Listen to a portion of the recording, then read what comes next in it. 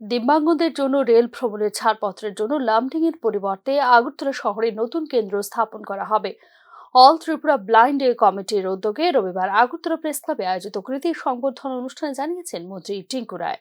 দেশের অন্যত্র 18 থেকে 50 বছর বয়সীদের জন্য 300 টাকা ও 60 দিব্যাঙ্গদের জন্য 500 টাকা ভাতা দেওয়া হলেও আমাদের রাজ্যে 2000 টাকা ভাতা দেওয়া হয় বলে জানিয়েছেন সমাজ কল্যাণ ও সমাজ শিক্ষা দপ্তরের মন্ত্রী টিঙ্কু রায়।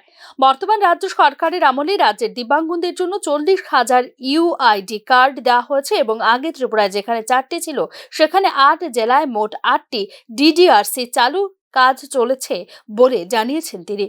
জাতীয় ও আন্তর্জাতিক স্তরের স্বর্ণপদক জয়ী খেলোয়াড়দের বছরে 1 লক্ষ টাকা, রৌপ্য পদক জয়ীদের 50,000 টাকা ও ব্রোঞ্জ পদক জয়ীদের 25,000 টাকা করে রাজ্য ক্রীড়া দপ্তরের পক্ষ থেকে অনুদান দেওয়া হয় বলে জানিয়েছেন রাজ্যের ক্রীড়া দপ্তরের মন্ত্রী টিঙ্কু রায়। দিব্যাঙ্গ ভাই বোন ছাড়াও এমনিতেও যারা দিব্যাঙ্গ ভাই বোনও যারা ন্যাশনাল লেভেলে বা ইন্টারন্যাশনাল লেভেলে যারা গোল্ড মেডেল দিচ্ছে তাদেরকে আমরা 1 লক্ষ টাকা প্রতি বছর, যারা সিলভার দিচ্ছে তাদেরকে 50,000 টাকা, যারা ব্রোঞ্জ দিচ্ছে তাদেরকে 25,000 টাকা আমরা দিতে শুরু করেছি। এগুলো শুধু মাইকের ভাষণ নয়, এগুলো আমরা 2 বছর 3 বছর ধরে করছি, এগুলো আমরা দিচ্ছি তাদেরকে।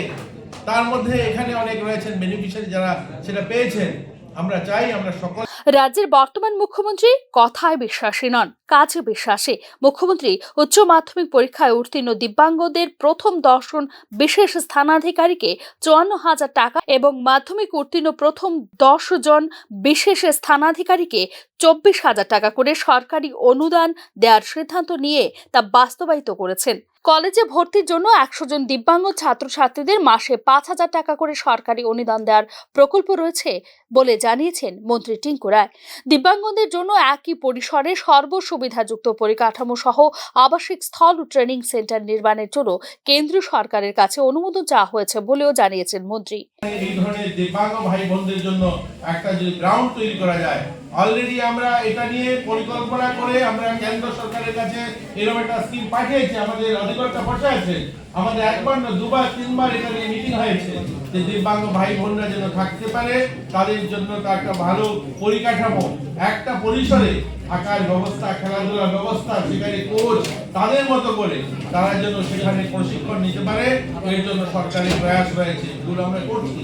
আমাদের সরকার বর্তমান রাজ্য সরকারের পক্ষ থেকে রাজ্যের প্রায় 9,000 চা শ্রমিকদের ভূমির অধিকার দিয়ে তাদের থাকার ব্যবস্থা করা হয়েছে বলেও জানিয়েছেন রাজ্যের সমাজ কল্যাণ ও সমাজ শিক্ষা দপ্তরের মন্ত্রী Tinku Roy. Bureau report, news নাও।